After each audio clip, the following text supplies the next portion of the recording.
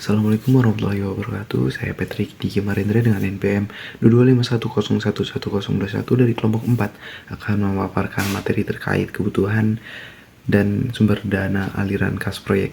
Sebelumnya saya ucapkan terima kasih kepada Bapak Prakasa Panjinegara SEMM PhD selaku dosen pengampu mata kuliah Studi Kelayakan Bisnis yang telah memberikan saya kesempatan untuk memaparkan materi terkait kebutuhan dan sumber dana aliran kas proyek. Baik, kita mulai dari konsep dasar yang menjadi fondasi pembahasan kita hari ini, yaitu aktiva tetap. Aktiva tetap adalah aset berwujud yang digunakan dalam kegiatan operasional perusahaan dan memiliki masa manfaat lebih dari satu periode akuntansi. Artinya aset ini tidak habis dipakai dalam 1 tahun saja, melainkan terus digunakan dalam jangka panjang untuk menunjang jalannya bisnis. Contoh aktiva tetap yang sering kita temui antara lain adalah tanah, bangunan, mesin, peralatan, kendaraan operasional hingga perlengkapan produksi. Semua ini termasuk aktiva tetap karena sifatnya yang permanen dan digunakan berulang-ulang dalam proses produksi atau operasional perusahaan. Pemahaman mengenai aktiva tetap ini sangat penting karena nantinya akan berkaitan langsung dengan perhitungan kebutuhan dana investasi awal suatu proyek. Setelah kita memahami apa itu aktiva tetap, pertanyaan berikutnya adalah bagaimana cara menghitung berapa dana yang kita butuhkan untuk memperoleh aktiva tetap tersebut. Rumus dasarnya sebenarnya cukup sederhana, yaitu kebutuhan dana aktiva tetap sama dengan penjumlahan dari seluruh harga perolehan aktiva tetap. Jadi kita menjumlahkan harga semua aset yang dibutuhkan. Namun secara praktis, proses ini dilakukan melalui 3 tahapan utama. Yang pertama, kita identifikasi terlebih dahulu jenis dan jumlah aktiva tetap apa saja yang diperlukan, disesuaikan dengan kapasitas produksi atau skala usaha yang direncanakan. Kedua, kita tentukan harga perolehan masing-masing aktiva tersebut, termasuk harga beli, biaya instalasi, dan biaya-biaya lain hingga aset siap digunakan. Untuk yang ketiga, kita susun penjadwalan pengeluaran investasinya, kapan dana perlu dikeluarkan sesuai tahapan pembangunan proyek. Dengan mengikuti 3 tahapan ini, perencanaan dana investasi aktiva tetap akan menjadi lebih sistematis dan terhindar dari kekurangan anggaran di tengah jalan. Masih berkaitan dengan aktiva tetap, sekarang kita bahas komponen-komponen apa saja yang perlu dianalisis dalam menentukan kebutuhan dananya. Komponen kebutuhan dana untuk aktiva tetap merupakan hasil dari proses analisis yang komprehensif. Ada 6 elemen yang harus diperhatikan, yaitu yang pertama penjumlahan harga aset secara keseluruhan, kedua identifikasi kebutuhan operasional, aset apa yang benar-benar dibutuhkan untuk operasional bisa berjalan, ketiga estimasi biaya perolehan yang mencakup semua biaya dari pembelian hingga aset siap pakai. Untuk yang keempat ada perencanaan waktu investasi, kapan pembelian harus dilakukan. Untuk yang kelima, analisis penyusutan agar diketahui nilai aset dari waktu ke waktu.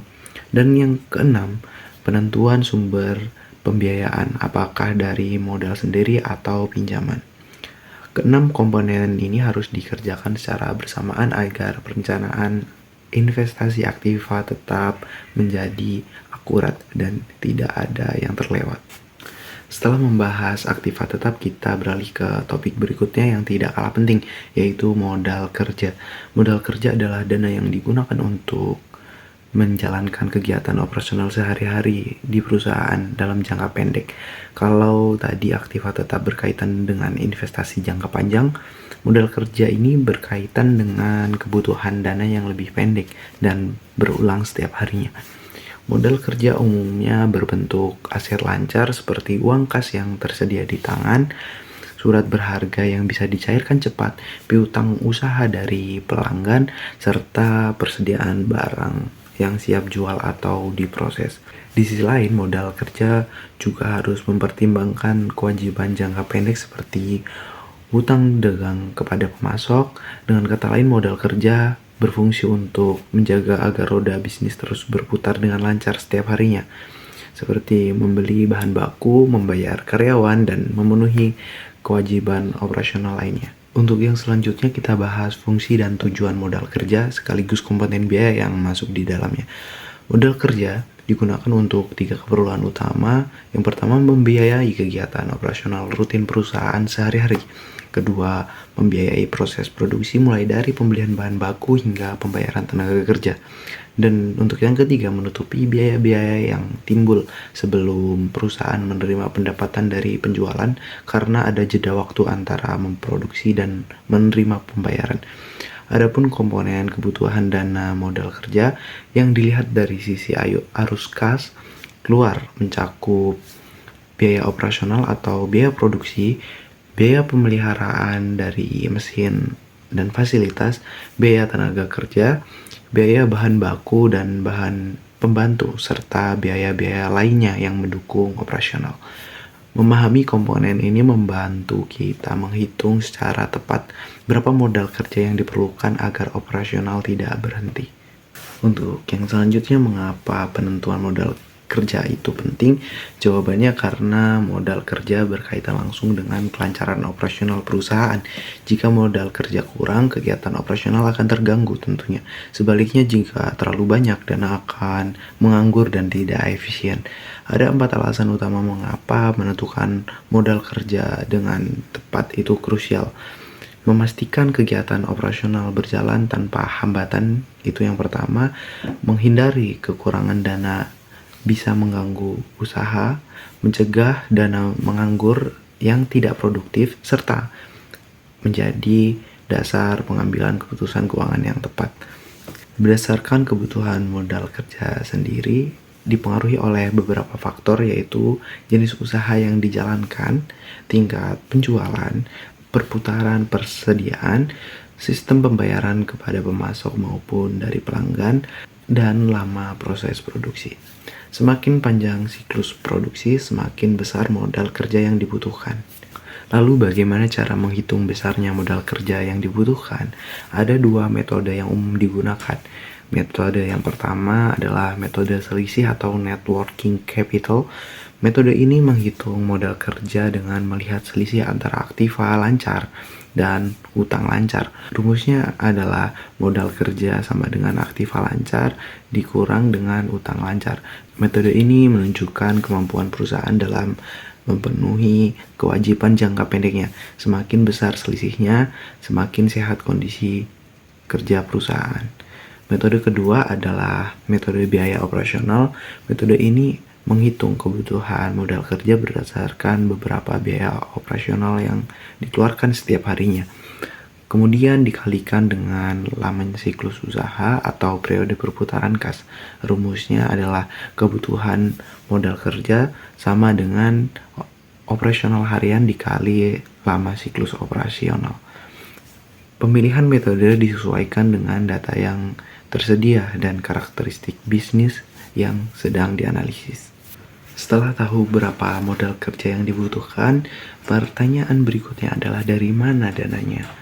Kebutuhan modal kerja dapat dipenuhi dari berbagai sumber dana, baik yang berasal dari dalam perusahaan maupun yang dari luar perusahaan. Yang penting, pemilihan sumber pembiayaan harus disesuaikan dengan kondisi dan kebutuhan usaha agar tidak menimbulkan beban keuangan yang berlebihan. Beberapa sumber modal kerja yang umum digunakan antara lain ada modal sendiri, yaitu dana yang dimiliki oleh pengusaha, pinjaman dari bank atau lembaga keuangan, investor yang menyuntikkan modal, kredit dari pemasok atau supplier di mana kita boleh membayar bahan baku secara bertahap, serta laba ditahan, yaitu keuntungan dari tahun sebelumnya yang diputar kembali ke dalam bisnis. Setiap sumber memiliki kelebihan dan resikonya masing-masing, sehingga pemilihan harus dilakukan dengan cermat. Kita masuk ke pembahasan sumber dana yang lebih spesifik. Sumber dana pertama adalah pendanaan melalui modal asing atau hutang. Pendanaan suatu bisnis merupakan indikator vital yang menentukan kelancaran operasional dan investasi. Salah satunya sumber utamanya adalah modal asing, yaitu dana yang diperoleh dari pihak eksternal seperti perbankan atau lembaga keuangan lainnya. tanpa memberikan hak kepemilikan kepada pihak pemberi dana. Artinya ketika perusahaan meminjam dari bank, bank tidak perlu memiliki saham atau hak atas perusahaan tersebut. Perusahaan hanya berwajibkan mengembalikan pokok pinjaman serta bunga sesuai jadwal yang disepakati. Modal asing cocok digunakan ketika perusahaan membutuhkan dana besar dalam waktu singkat tetapi belum memiliki cukup modal sendiri. Namun, beban bunga perlu diperhitungkan dengan matang agar tidak membebani arus kas perusahaan. Selain modal asing, perusahaan juga dapat mengandalkan modal sendiri atau ekuitas sebagai sumber pendanaan. Modal sendiri adalah dana yang bersumber dari internal perusahaan dan memiliki jangka waktu penggunaan yang tidak terbatas. Berbeda dengan hutang yang harus dilunasi dalam periode tertentu, ini adalah keunggulan utama modal sendiri. Modal sendiri terdiri dari dua elemen utama. Pertama, modal saham, yaitu dana yang berasal dari para investor atau pemegang saham yang mempercayakan dananya ke perusahaan. Yang kedua, laba ditahan, yaitu keuntungan yang diperoleh perusahaan dari tahun-tahun sebelumnya yang tidak dibagikan sebagai dividen, melainkan diinvestasikan kembali untuk mengembangkan usahanya. Penggunaan modal sendiri tidak menimbulkan beban bunga, sehingga lebih fleksibel namun jumlahnya terbatas sesuai kemampuan pemilik atau akumulasi keuntungan perusahaan. Sekarang kita masuk ke bagian ketiga dari materi ini yang sangat krusial, yaitu aliran kas atau cash flow. Aliran kas merupakan komponen yang sangat penting dalam studi kelayakan bisnis karena mencerminkan pergerakan uang secara nyata, baik yang masuk maupun yang keluar dari suatu proyek atau perusahaan. Ini memberikan gambaran kondisi keuangan yang sebenarnya dan memiliki akurat dibanding laba akuntansi yang masih dipengaruhi oleh metode pencatatan. Dalam praktiknya, banyak perusahaan secara akuntansi yang terlihat menghasilkan laba tetapi justru mengalami kesulitan keuangan karena arus kasnya tidak lancar. Ini membuktikan bahwa keberhasilan suatu bisnis tidak hanya ditentukan oleh besarnya keuntungan di atas kertas, tetapi juga oleh kemampuan mengolah aliran kas secara efektif. Oleh karena itulah, dalam studi kelayakan bisnis, analisis aliran kas menjadi salah satu tolak ukur utama untuk menilai apakah sebuah proyek layak atau tidak untuk dijalankan. Lebih spesifik lagi, ada 5 fungsi strategis aliran kas dalam studi kelayakan bisnis yang perlu kita pahami. Pertama, aliran kas digunakan sebagai input utama dalam metode-metode penilaian kelayakan proyek seperti NPV, IRR, dan payback period. Proyek dengan arus kas yang positif dan stabil akan dinilai lebih layak untuk dijalankan. Untuk yang kedua, aliran kas menunjukkan kemampuan perusahaan dalam membayar hutang, bunga, dan kewajiban lainnya secara tepat waktu. Untuk yang ketiga, aliran kas membantu manajemen mengatur pemasukan dan pengeluaran serta merencanakan kebutuhan dana ke depan.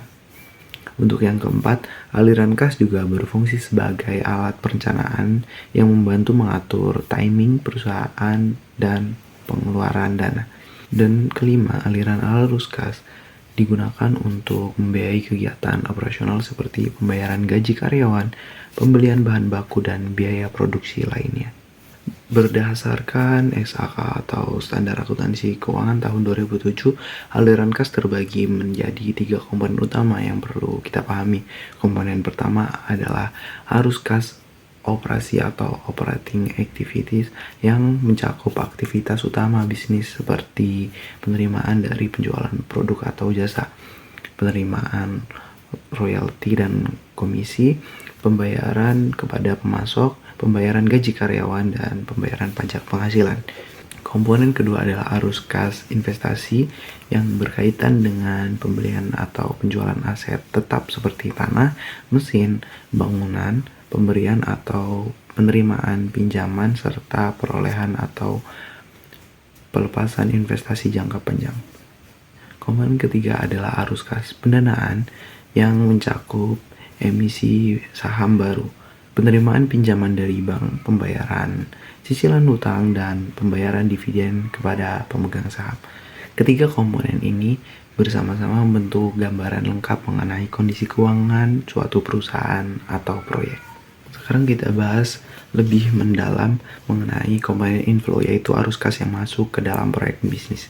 Ada 5 sumber inflow yang dalam satu proyek bisnis, yaitu yang pertama nilai produksi total. Ini adalah produksi yang dikalikan dengan harga persatuan mencakup produk utama, produk sampingan, produksi yang dijual, dikonsumsi sendiri, dan yang digunakan untuk upah kerja. Untuk yang kedua, penerimaan pinjaman, tambahan modal dari bank atau lembaga keuangan untuk keperluan investasi dan operasional. Perlu diingat bahwa pinjaman mempengaruhi kelayakan karena ada kewajiban bunga yang menyertainya. Untuk yang ketiga, granage atau hibah, dana bantuan tunai atau barang yang diberikan tanpa kewajiban pengembalian, bisa untuk operasional maupun investasi proyek.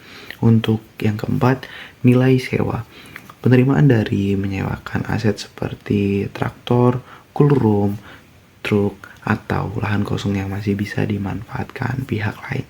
Dan kelima, salvage value, nilai sisa barang modal di akhir umur proyek yang dimasukkan sebagai inflow pada tahun terakhir umur ekonomis investasi. Berbanding lurus dengan inflow, ada juga outflow, yaitu arus kas yang keluar dari proyek dalam 6 komponen utama. Outflow yang perlu kita catat, pertama, biaya investasi, pengeluaran di awal proyek seperti pembelian tanah, bangunan, mesin, peralatan, dan kendaraan.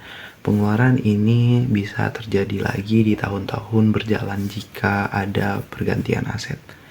Yang kedua, biaya variabel, biaya yang berubah mengikuti volume produksi, seperti bahan baku, tenaga kerja langsung, bahan bakar, kemasan, dan distribusi.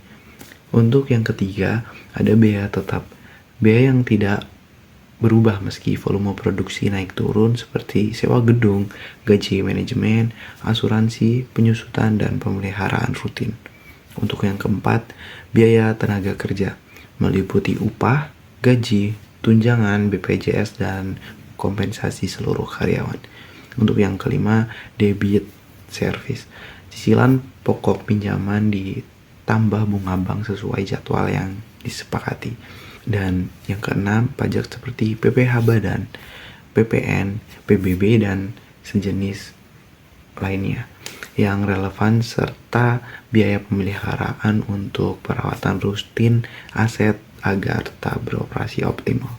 Berkaitan dengan komponen outflow yang baru kita bahas, ada perbedaan mendasar antara biaya variabel dan biaya tetap yang penting kita pahami. Biaya variabel adalah biaya yang nilainya berubah-ubah mengikuti volume produksi atau penjualan. Semakin banyak produksi, semakin besar biaya variabel. Contohnya adalah bahan baku dan bahan penolong, tenaga kerja langsung seperti buruh produksi, bahan bakar, dan energi produksi, biaya kemasan produk, biaya distribusi, dan pengiriman per unit untuk komisi penjualan. Sebaliknya, biaya tetap adalah biaya yang tidak berubah meskipun volumenya meningkat atau menurun. Contohnya adalah sewa gedung atau lahan, gaji manajemen, dan gaji karyawan tetap, biaya asuransi aset, penyusutan atau depresiasi aset tetap, biaya pemeliharaan rutin bersifat preventif, serta biaya lisensi dan perizinan usaha. Perbedaan ini penting dalam perencanaan keuangan karena mempengaruhi bagaimana biaya berperilaku ketika skala produksi berubah. Setelah mengenal inflow dan outflow, kita masuk ke perhitungan yang lebih teknis, yaitu rumus aliran kas bersih atau net cash flow.